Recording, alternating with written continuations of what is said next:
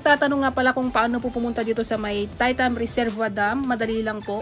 Dito kami sa may Saiwanho Exit A, sumakay ng big bus papunta sa may Easternly.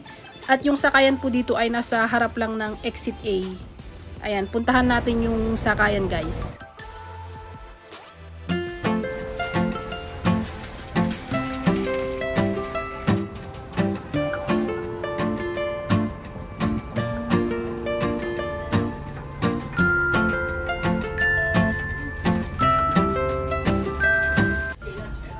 15 minutes lang po itong travel nyo ng bus at pagkarating nyo po sa may babaan ng Taitam Reservoir North, lalakad lang po kayo ng kaunti at meron kayong makikitang hagdan doon pababa, papunta sa may dam guys.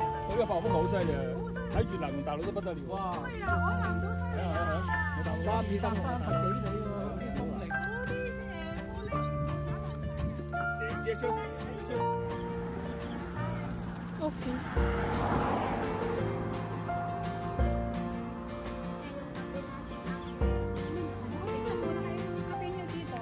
Doon na sa baba, pwede tayong mag-rest doon.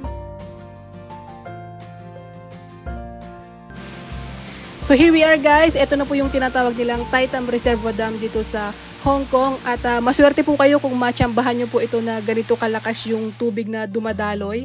Kasi yung mga ibang pumupunta po dito, minsan wala siyang tubig guys kahit po may ulan. Ayan, so kami nung Sunday lang namin ito pinasyalan at so far maganda naman po yung daloy ng reservoir guys. Ayan. Yung pabalik naman po, nasa opposite lang ng kalsada yung sakayan ng bus, pabalik sa may Saiwanho. Makikita nyo dun guys, sa may dulo, lalakad lang kayo ng kaunti.